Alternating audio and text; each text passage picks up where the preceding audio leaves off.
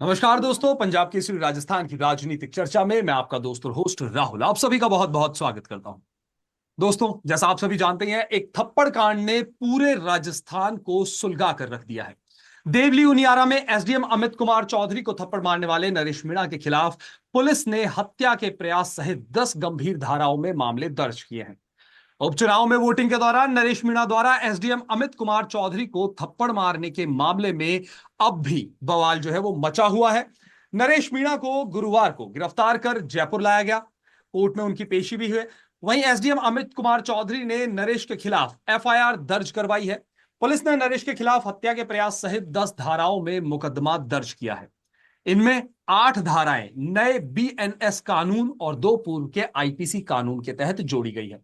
वहीं उधर एसडीएम अमित कुमार चौधरी के समर्थन में एकजुट हुआ आरएएस एसोसिएशन का पेन डाउन जो है वो अब खत्म हो चुका है। एसोसिएशन ने आज मुख्यमंत्री भजनलाल शर्मा से मुलाकात करने के बाद सीएम हाउस में उनकी मुलाकात हुई और उसके बाद अपनी जो मांगे हैं एसोसिएशन ने वो सीएम के सामने रखी। हालांकि उसके बाद 30 दिन का अल्टीमेटम भी एसोसिएशन की ओर से दिया गया है कि अगर मांगे जो है वो नहीं मानी गई तो 30 दिन बाद संपूर्ण कार्य बहिष्कार जो है वो किया जाएगा। तो राजस्थान में हड़ताल तो एक बार के लिए खत्म हो गई है, लेकिन मुद्दा अभी भी बाकी है। और इसी पर चर्चा के लिए हमारे साथ जुड़ गए हैं 3 खास मेहमान। बीजेपी प्रवक्ता के तौर पर हमारे साथ है हितेंद्र शर्मा जी। हितेंद्र जी, आपका बहुत बहुत स्वागत है। कांग्रेस प्रवक्ता जितेंद्र सिंह नरूका हमारे साथ है चर्चा में। जितेंद्र जी, आपका भी बहुत बहुत स्वागत है सर। और ब्यूरोक्रेट की तरफ से रिटायर्ड आईएएस आरएस जाखड़ जी हमारे साथ है। सर, बहुत बहुत स्वागत है पंजाब केसरी राजस्थान पर। इस चर्चा को आगे बढ़ाएंगे, लेकिन उससे पहले आप तीनों ही मेहमानों से ये जो पूरा ज्वलंत मुद्दा जो है इस पर ओपनिंग नोट लेना चाहूंगा। सर्वप्रथम जाखड़ सर, ओपनिंग नोट क्या कहेंगे? ये जो पूरा मुद्दा है इसको आप किस तरीके से देखते हैं? ये जो थप्पड़ कांड राजस्थान में जिसकी आग जो है हर तरफ सुलग रही है, किस तरीके से आप इसको देखते हैं? देखिए, ये चुनाव के दौरान कानून और व्यवस्था का मुद्दा है जी। ये घटना में जनप्रतिनिधि की अपनी एक भूमिका होती है जी। और कार्यपालक मजिस्ट्रेट जो भी वहां तैनात होते हैं उनकी अपनी एक भूमिका होती है। हर एक व्यक्ति को अपनी मर्यादा में रहकर अपना आचरण करना होता है और ये दोनों ने ही जो लगता है कि अपनी अपनी मर्यादा की उल्लंघन हुआ है।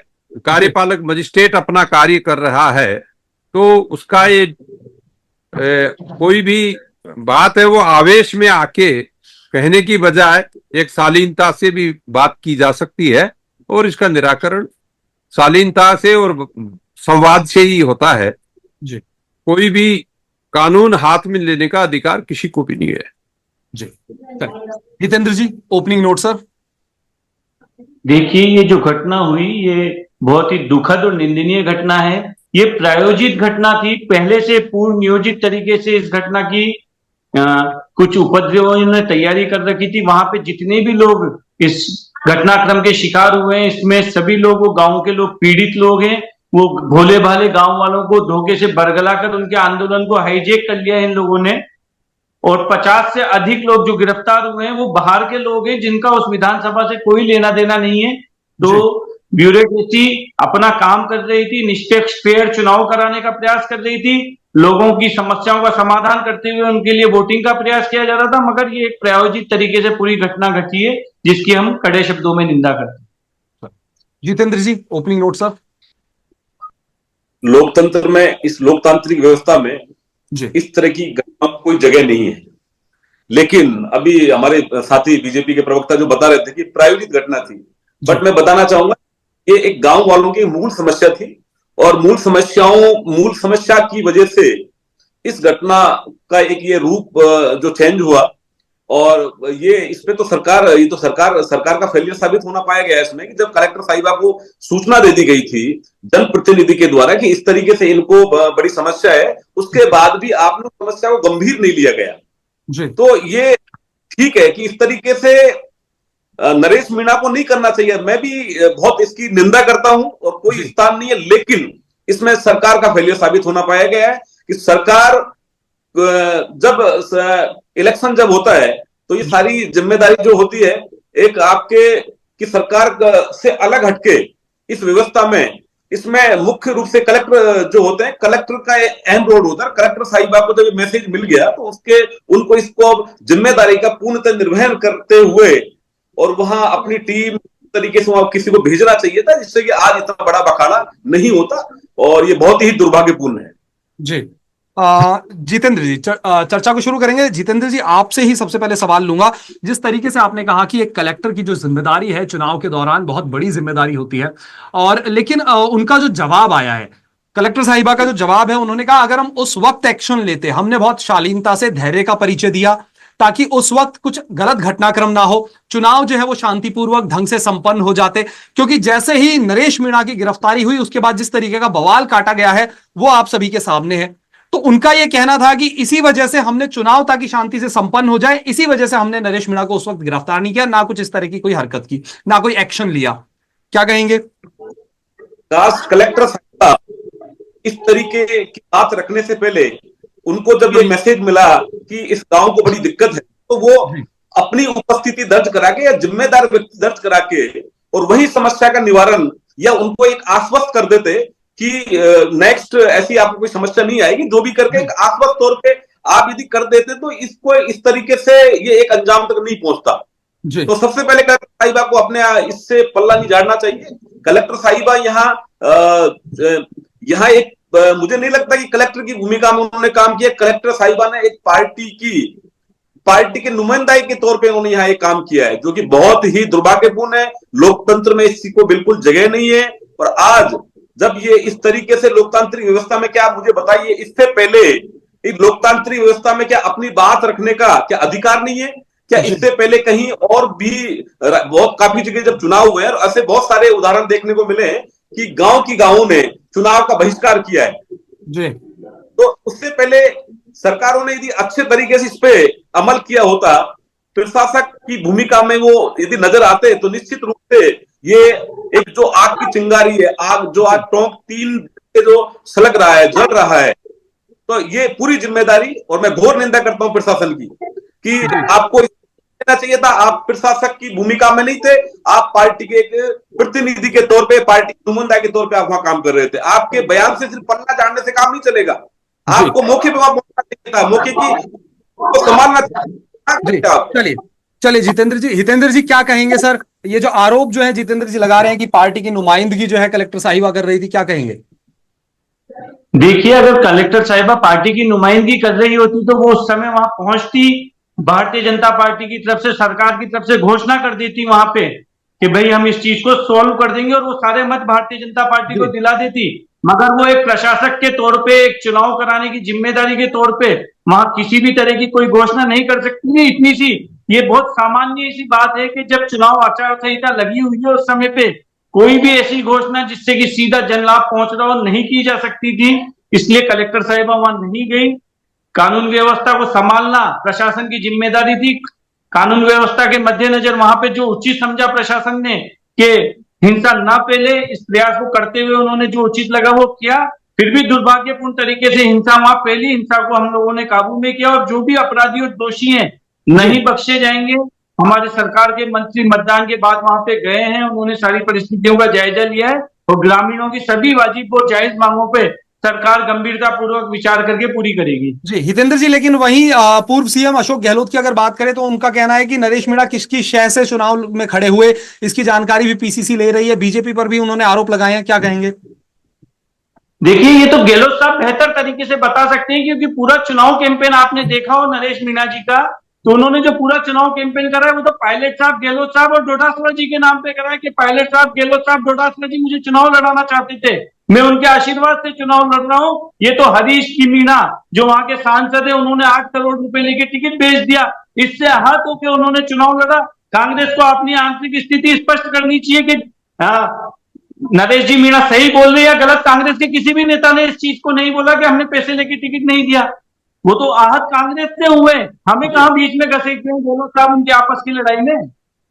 जी जाखड़ जी, आपने दोनों जनप्रतिनिधियों को सुना, प्रवक्ताओं को सुना, आपने तमाम जो बातें निकलकर सामने आई।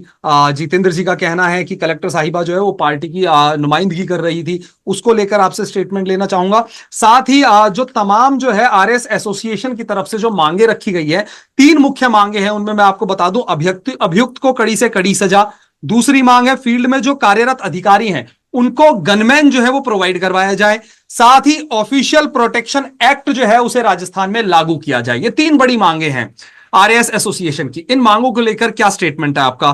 क्या गनमैन प्रोवाइड करवाना चाहिए और ऑफिशियल प्रोटेक्शन एक्ट राजस्थान में लागू करने को लेकर क्या कहना चाहेंगे? देखिए, राजस्थान प्रशासनिक सेवा के अधिकारियों की जो एसोसिएशन की मांग है वो समय के तकाजे को देखते हुए बिल्कुल उचित है। उनकी मांग सुरक्षा का अधिकार, उसकी अधिकारी की गरिमा के लिए जो सुरक्षा मुहैया करानी चाहिए, वो एक सामान्य शिष्टाचार भी निभा पाता है और अपने कार्यपालक मजिस्ट्रेट की जो ड्यूटी है उसकी वो भी निभाता है। जहां तक अभी बात चल रही थी, मैं किसी राजनीतिक दल से कोई संबंध नहीं रखता वर्तमान में, लेकिन अपने प्रशासनिक अनुभव के आधार पर ये जरूर कहना चाहता हूं कि ये मुद्दा संवाद का था, मुद्दा कानून और व्यवस्था का बनाया गया है। जबकि ये कहना कि जिला कलेक्टर क्यों नहीं आई, ये मैं नहीं समझता कि किसी भी राजनीतिक दल की कोई मांग चुनाव के समय जिला कलेक्टर का एक प्रतिनिधि, उप जिला कलेक्टर है, वो जिला कलेक्टर का प्रतिनिधि ही होता है। और जो तमाम अमला है, जब आप सब जानते हो, निर्वाचन आयोग के अंदर चुनाव जब चल रहा होता है तो प्रत्येक कार्मिक सीधा निर्वाचन आयोग के नियंत्रण में कार्य करता है। तो निर्वाचन आयोग की मशीनरी वहां थी और निर्वाचन आयोग से हटकर यदि कोई संवाद जनप्रतिनिधि को या जनता को करना था तो उसके लिए अलग प्लेटफॉर्म है, वो जिला कलेक्टर के कार्यालय में ही संभव था। वहां स्थान पे यह अपेक्षा करना शायद चुनाव जैसे संवेदनशील समय पर उचित प्रतीत नहीं होता। चलिए हितेंद्र जी, आपका रुख करूंगा सर। क्या कहेंगे जिस तरीके से जो ये तमाम मांगे जो हैं एसोसिएशन की जो सामने आई है, 30 दिन का अल्टीमेटम जो है, क्या लगता है ये मांगे कितनी जायज है और आने वाले समय में सरकार जो है, क्योंकि बीजेपी की सरकार इस वक्त राजस्थान में है, क्या मांगी जाने इन मांगों पर कितनी एक्शन लिया जाएगा? क्या ये मांगे मानी जाएगी सरकार द्वारा? क्या कहेंगे? सरकार सभी अधिकारी, कर्मचारी और आमजन की सुरक्षा के लिए प्रतिबद्ध है और सरकार की नैतिक जिम्मेदारी बनती है अधिकारी, कर्मचारी, आमजन, सामान्य व्यक्ति, किसान, महिला, हर व्यक्ति की सुरक्षा हमारी जिम्मेदारी है और हम इसको प्राथमिकता से लेंगे। उनकी जो भी वाजिब मांगे हैं, उन सब मांगों की मेरे को अभी तक जानकारी नहीं है कि उनकी टोटल क्या क्या मांगे रही है, मगर जो भी वाजिब मांग है उसको सरकार जरूर मेरे हिसाब से पूरा करेगी और सरकार इसमें प्रसंज्ञान लेगी। 3 मुख्य मांगे हैं सर, जैसा मैंने अभी आपको बताया, अभियुक्त को कड़ी से कड़ी सजा, फील्ड में गनमैन कार्यरत अधिकारी को, और उसके अलावा ऑफिशियल प्रोटेक्शन एक्ट जो है राजस्थान में लागू करना। कितनी, आपको क्या लगता है कितनी जरूरत है इस वक्त अधिकारियों के लिए ऑफिशियल प्रोटेक्शन एक्ट जो है वो लागू करना इस वक्त राजस्थान के अंदर? देखिए, राजस्थान हमारा बहुत ही पीसफुल प्रदेश है। पूरे देश में राजस्थान बहुत ब्यूरोक्रेसी के लिहाज से और सभी लिहाज से बहुत एक शांतिपूर्ण प्रदेश है।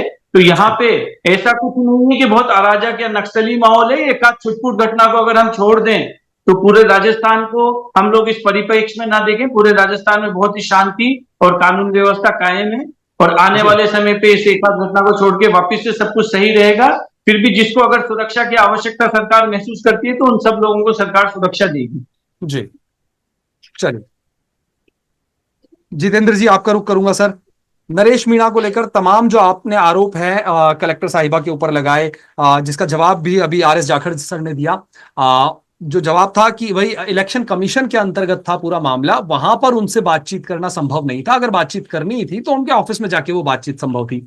उसके अलावा नरेश मीणा को लेकर उनपे कई जो है पहले से ही मुकदमे दर्ज थे आपके कार्यकाल के समय में, क्योंकि नरेश मीणा जो है कांग्रेस पार्टी से जुड़े रहे थे। तो इन पर पहले भी 23 मुकदमे, बता दूं आपको, 23 मुकदमे इन पर दर्ज थे, जिन पर 16 प्रकरणों में इनका चालान भी हो चुका था। तो क्या कुछ कहेंगे इस पूरे मामले को लेकर? इनको आपने निष्कासित भी किया, बागी हैं आपकी पार्टी के, क्या कहना चाहेंगे? जब आप पार्टी लाइन से अलग हटके कुछ आप काम करते हो या आप अपनी बात मनवाने की कोशिश करते हो तो निश्चित रूप से पार्टी, कांग्रेस पार्टी एक डिसिप्लिन पार्टी है और उसको अपने दायरे में रखे, और उनको जो अच्छा लगता है तो पार्टी हित में जो अच्छा लगता है पार्टी उस पर डिसीजन लेती है। और आप जब पार्टी से बगावत बात करते हो, पार्टी को आप आग दिखाने की बात करते हो, तो कोई भी व्यक्ति हो तो निश्चित रूप से उसमें चाहे बीजेपी हो चाहे कांग्रेस हो या कोई बड़ा परिवार हो, तो उनको एक्शन उसमें लेना ही चाहिए। इसमें तो कोई बात नहीं। आपने सेकेंडरी कहा कि भाई उन पे मुकदमे हैं, तो मुकदमे है, इस तरीके की हिस्ट्री रही है पुरानी, तो निश्चित रूप से कानून उसमें तय करेगा कि किस तरीके से उन्होंने कहां किस किस रूप में उनके मुकदमे लगे, तो ये कानून संगत है। तीसरा मैं कहना चाहूंगा कि अभी जैसे आपने जाखड़ साहब ने बताया, बिल्कुल कलेक्टर साहिबा को यदि उनको लगा कि मनीष चौधरी जी जो वहां एसडीएम थे और वो उस व्यवस्था को नहीं संभाल पा रहे थे, तो अब वो एक अतिरिक्त किसी अधिकारी को आप वहां भेजते जिम्मेदारी देके, और वो एक चुनाव आयोग की गाइडलाइन के मुताबिक किस रूप से आप उनको शांत अच्छे तरीके से आश्वासन आप दे सकते हैं या किस रूप से आप कर सकते थे, ये एक चुनाव आयोग, ये कलेक्टर साहब की जिम्मेदारी बनती थी। तीसरा, आपने देखा होगा कि मनीष जी ने स्टेटमेंट दिया था और उन्होंने स्वीकार किया था कि कलेक्टर साहिबा का मेरे पास फोन आया, और फोन आया कि हर सूरत में मतदान होना चाहिए। जब एसडीएम इस बात को मीडिया में इस बात को स्वीकार कर रहे हैं कि मतदान होना चाहिए, और उसके बाद एसडीएम साहब ने जिस तरीके से वह एक महिला की जो भी एक आंगनबाड़ी में वो कर्मचारी है उनके साथ अभद्रता की, उनका हाथ खींचा और उनके साथ जबरदस्ती पोल कराने की, तो आप ये की भूमिका में नहीं थे। आप वहां एक पार्टी बन के आप वहां काम कर रहे हैं, जो कि बहुत गलत है। इस तरीके से जब आप इस तरीके से करेंगे तो निश्चित रूप से कोई भी जनप्रतिनिधि होगा तो ये आग तो सुलगनी थी। तो इस पे ये जो जनलाल सरकार का जो ये चल रहा है सारा, तो ये बहुत ही दुर्भाग्यपूर्ण है। इसके बीच में जो गरीब जो लोग होते हैं उनको बड़ा सामना करना पड़ता है। सरकार अपनी रणनीति के तहत जो काम करती है, सरकार का एक मोटो अलग था और उसको रूप देने की कोशिश की, लेकिन ये जनता आम जनता है, भोली वाली जनता जरूर है, लेकिन आप इनको बेवकूफ नहीं बना सकते। आप किसने ये जिम्मेदारी दी कि एक प्रशासक को कि आप जबरदस्ती उनके साथ कीजिए, मतदान किए, उनकी मांगे हैं तो आप उनकी मांगों को सुनना चाहिए था, ना कि आप उनके साथ जबरदस्ती करके उनका गला घोटने का जो आप काम कर रहे हो, लोकतंत्र का गला घोटने का काम कर रहे हो, ये कतई बर्दाश्त नहीं है। इस तरीके से उनको नहीं करना चाहिए था। जी चलिए हितेंद्र जी से जवाब लेते हैं। हितेंद्र जी, जिस तरीके से जितेंद्र जी कह रहे हैं कि गला घोटने का काम जो है वो किया जा रहा है, क्या कहेंगे? लगातार आरोप। देखिए, प्रशासन की जिम्मेदारी है शांतिपूर्ण मतदान होना, अधिक से अधिक मतदान होना, और इसके लिए लोगों को प्रेरित करना। एसडीएम साहब भी वहां पे मुझे जहां तक लगता है लोगों को प्रेरित करके मतदान कराना चाहते थे, और इसी क्रम में उन्होंने जिससे भी कहा कि मतदान करना है, उन्होंने ये तो नहीं कहा होगा, जहां तक मुझे लगता है ना, इस तरह की कहीं कोई आरोप आ रहा है कि आप भारतीय जनता पार्टी को मतदान करो या आप कांग्रेस को मतदान करो या आप निर्दलीय को मतदान करो। मतदान के लिए प्रेरित करना सभी लोगों की जिम्मेदारी है। आप टीवी चैनल्स वाले भी कहते हैं कि भाई अधिक से अधिक मतदान हो, 100% मतदान हो। मतदान के लिए प्रेरित करने में भारतीय जनता पार्टी बीच में कहां से आ गई? उन्होंने ये कहा कि भारतीय जनता पार्टी को मतदान करें। पता नहीं किस तरह की बात है, गलत कृत्य को क्यों जस्टिफाई किया जा रहा है। मुझे मालूम है कि नरेश मीणा कांग्रेस से रहे हैं, कांग्रेस के हैं, कांग्रेस की अभी भी उनसे सिंपैथी है, मगर किसी भी गलत काम को आप जस्टिफाई नहीं कर सकते इस तरीके से। जिस तरीके से आपने देखा कि आपकी सरकार के कैबिनेट मंत्री किरोड़ी लाल जी वहां पहुंचे थे, और जिस महिला से वो मतदान जबरदस्ती कराया गया, किरोड़ी लाल मीणा जी के समक्ष उन्होंने इस बात को रखा कि मेरे साथ ये जबरदस्ती हुई। भाई साहब, हम अपनी मर्जी से बातें नहीं कर रहे हैं, ये आपके कैबिनेट मंत्री की मौजूदगी में वो पूरा गांव एकत्रित हुआ था। उस महिला ने स्वीकार किया था कि जबरदस्ती करने की कोशिश की गई। इससे बड़ा कोई प्रमाण नहीं है, या बीजेपी और कांग्रेस की बात नहीं है, लेकिन ये जिम्मेदारी किसने दी? बात सवाल यह होता है कि क्या आपकी इंटेलिजेंस कहां गई थी? आपकी इंटेलिजेंस फेलियर कैसे हो गई कि इस तरीके से यहां बहुत बड़ी संख्या की बड़ी तादाद में वहां भीड़ एकत्रित हो रही है? क्या ये इंटेलिजेंस का फेलियर, क्या सरकार का फेलियर साबित नहीं होना होता है? और ये किसने आपको अधिकार, आप जबरदस्ती बिना उनकी अनुमति के? जी बिल्कुल। हितेंद्र जी, आप कुछ कहना चाह रहे हैं सर? अपनी बात को संक्षिप्त शब्दों में कहिएगा। आरोप इन्होंने लगाया था, मैंने उसी का जवाब दिया। इनने आरोप लगाया था कि SDM collector Bharatiya Janata party के एजेंट की तरह काम कर रहे थे, मगर कहीं भी किसी भी ये बात सामने आई हो तो आप बता दें कि किसी ने भारतीय जनता पार्टी के लिए वोट देने की किसी से कहा। रही बात वहां पे इंटेलिजेंस फेलियर की, तो जब चुनाव होता है, मतदान का दिन रहता है, तो उसमें भीड़ रहती है, उसमें आइडेंटिफाई नहीं किया जा सकता हर व्यक्ति को कि ये व्यक्ति तो यहाँ का स्थानीय और ये व्यक्ति बाहर का है। इस चीज को हमें समझना पड़ेगा। हमारी प्राथमिकता थी सरकार की और चुनाव आयोग की, जो उस समय प्राथमिकता रही होगी प्रशासन की, निष्पक्ष और शांतिपूर्ण चुनाव कराना हमारी प्राथमिकता थी। उसी समय पे अगर कार्रवाई होती, प्रत्याशी को अरेस्ट कर लिया जाता और जगह जगह हिंसा फैल जाती, तो ये सब देखते हुए प्रशासन ने जो उस समय उचित निर्णय था वो निर्णय करा और उसी के आधार पर निष्पक्ष चुनाव कराया गया है। चुनाव के पश्चात जो कार्रवाई कानूनी रूप से होनी है वो कार्रवाई हुई है। वहां पे 60 लोगों से अधिक की गिरफ्तारी हुई है, उनमें से 50 से ज्यादा लोग बाहरी लोग हैं जो उस पंचायत के लोग नहीं थे। पंचायत के लोगों को गुमराह करके एक राजनीतिक टूल बनाने का काम किया गया। नरेश जी मीणा जो कांग्रेस की बी टीम के रूप में वहां काम कर रहे थे, उन्होंने ये सारा कृत्य किया है। और गहलोत साहब ये जो आरोप लगा रहे हैं कि ये किसने खड़ा करा किसने नहीं करा, ये कांग्रेस की अंदरूनी जांच का विषय है। इसमें सरकार का या भारतीय जनता पार्टी का कोई लेना देना नहीं है। वो किसका करीबी है नरेश जी मीणा, ये सारे राजस्थान को पता है। किसकी दुहाई देते हुए वो चुनाव लड़े, ये सारे राजस्थान को पता है। तो गहलोत साहब को बोलने का मौका मिल गया, उस व्यक्ति को घेरने का मौका मिल गया। ये कांग्रेस की अंदरूनी लड़ाई है जो चुनाव में भी सामने आई, चुनाव के बाद भी सामने आ रही है। और राजस्थान ने 5 साल तक इस लड़ाई को पहले भुगता था और अब विपक्ष ने भी कांग्रेस की लड़ाई को राजस्थान को भुगतना पड़ा है।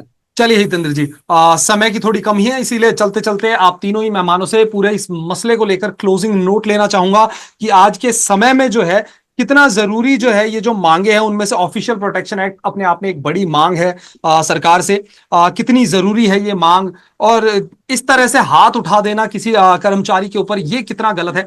चलते चलते क्लोजिंग नोट, और साथ ही क्या 30 दिन बाद आपको लगता है कि आरएस एसोसिएशन की जो मांगे हैं वो मान ली जाएगी, या ये जो पेन डाउन हड़ताल जो देखने को मिली अभी कुछ दिन, ये एक बार फिर से 30 दिन बाद देखने को मिलेगी? चलते चलते क्लोजिंग नोट इस मुद्दे पर। सबसे पहले जाखड़ सर, आपसे क्या कहेंगे सर क्लोजिंग नोट पूरे मामले को लेकर? देखिए, ये कानून और व्यवस्था की स्थिति में अधिकारी जो भी वहां मौजूद होता है उसको अपनी विनयशीलता के साथ रहना होता है, और जनता का कोई भी जनप्रतिनिधि हो या सामान्य जनता, उनको आवेश में आने की बजाय संवाद से आपसी विश्वसनीयता का सम्मान करते हुए बातचीत का ही एक तरीका हो सकता है। इस प्रकार से हिंसा की कोई स्थान नहीं होता। इसलिए ये जो हिंसा की जो बात हुई है और हाथापाई की जो बात है, उसमें कानून को अपना काम करना चाहिए, और अधिकारियों को भी ये विश्वसनीयता के साथ अपनी विश्वसनीयता बनाए रखने के लिए उनको जिस प्रकार के स्टैंडर्ड ऑपरेटिंग प्रोसीजर चुनाव आयोग ने करता है, उनकी पालना करते हुए इस मर्यादा को बनाए रखना है। राजस्थान एक शांत प्रदेश है, और मुझे पूरा विश्वास है कि राजस्थान में शांति के साथ चुनाव की जो परंपरा है ये आगे भी बरकरार रहेगी, और इसमें सभी राजनीतिक दल और सभी प्रत्याशियों को अपनी विश्वसनीयता और गरिमा को बनाए रखते हुए कार्य करना चाहिए। जितेंद्र जी, क्लोजिंग नोट सर। इसमें एक प्रशासक को प्रशासक की भूमिका निभानी चाहिए, ना कि पार्टी के टूल बन के काम करना चाहिए। इससे क्या होता है कि लोकतंत्र व्यवस्था में लोकतंत्र की आस्था के साथ खिलवाड़ होता है, लोगों का विश्वास खत्म होता है। दूसरा, कोई भी जनप्रतिनिधि हो, जनप्रतिनिधि को ये कोई हक और अधिकार नहीं है कि इस तरीके से आप किसी प्रशासनिक अधिकारी पे इस तरीके से आप हाथ उठाओ या उनके साथ अमर्यादित व्यवहार करो। ये कतई नहीं होना चाहिए, बहुत इस तरीके से। लेकिन इस तरह की सिचुएशन में चुनाव जो आयोग है, वो चुनाव आयोग को एक बहुत ही सख्ती के साथ वहां रहना चाहिए, और लोकतंत्र के एक ढांचा जो बना हुआ है, उस ढांचे की व्यवस्था के अनुसार वहां उस समय की जो परिस्थिति बनती है उसके अनुसार एक्शन लेना चाहिए। तीसरा, मैं इसमें यह भी निवेदन करना चाहूंगा, चुनाव आयोग से मैं मांग करना चाहूंगा कि पूरे घटनाक्रम पे एक कमेटी बनाए कि इसमें दोषी कौन है, आखिर इसमें टूल कौन बना है। इस पर निश्चित रूप से चुनाव आयोग को काम, अन्यथा इस चुनाव आयोग से इस लोकतांत्रिक व्यवस्था में विश्वास उठ जाएगा। जी हितेंद्र जी सर, क्लोजिंग नोट। देखिए, चाहे वो प्रशासनिक अधिकारी हो, सामाजिक कार्यकर्ता हो, राजनीतिक कार्यकर्ता हो या जनप्रतिनिधि, सभी को अपनी जिम्मेदारियों का निर्वाह करना चाहिए। अमर्यादित व्यवहार और अमर्यादित आचरण दोनों ही पक्षों को नहीं करना चाहिए। चाहे वो जनप्रतिनिधि हो, चाहे प्रशासनिक अधिकारी हो, आमजन हो, सभी की गरिमा का सम्मान रखते हुए एक लोकतांत्रिक ढांचे को मजबूत करते हुए काम करने की जरूरत है, और सरकार इसको लेकर संकल्प के साथ काम कर रही है। किसी के भी साथ कहीं भी कोई अन्याय नहीं होने देना सरकार की प्राथमिकता है। जी चलिए, बहुत बहुत शुक्रिया आप तीनों ही मेहमानों का इस चर्चा में हमारे साथ जुड़ने के लिए। तो दोस्तों, जैसा आप सब जानते हैं, देवली उनियारा से निर्दलीय प्रत्याशी नरेश मीणा के एसडीएम अमित चौधरी के साथ की गई मारपीट और थप्पड़कांड की जो गूंज है वो राजस्थान में थमने का नाम नहीं ले रही है। हालांकि उनकी गिरफ्तारी हो चुकी है। आरएएस एसोसिएशन जो है वो लगातार प्रदर्शन कर रहा था, पेन डाउन कर हड़ताल उनकी जारी थी, लेकिन अब से कुछ समय पहले ही उन्होंने अपनी हड़ताल वापस ले ली है। उनका कहना है कि आमजन को किसी तरह की कोई परेशानी ना हो, क्योंकि आमजन के जो काम है वो हमसे जुड़े होते हैं, और अगर हम ही पेन डाउन कर देंगे तो आम जनता को बहुत तकलीफ होगी। तो आम जनता की राहत के लिए उन्होंने अपनी इस हड़ताल को जो पेन डाउन कर रखा था उसे वापस ले लिया गया है। हालांकि 30 दिन का अल्टीमेटम जो है वो सरकार को दिया गया है कि 30 दिन के अंदर अंदर अगर उनकी मांगे जो है वो नहीं मानी गई तो वापस से संपूर्ण कार्य बहिष्कार जो है वो राजस्थान में किया जाएगा। तो दोस्तों, ये जो मुद्दा है ये अभी कहीं ना कहीं बाकी है। हालांकि हड़ताल जो है एक बारगी के लिए खत्म तो हो गई है, लेकिन मुद्दा राजस्थान में अभी भी ये बाकी है। अब देखना ये होगा कि आने वाले समय में इन मांगों को माना जाता है या नहीं। फिलहाल के लिए इस चर्चा में इतना ही। मुझे और हमारे तीनों मेहमानों को दीजिए इजाजत। नमस्कार।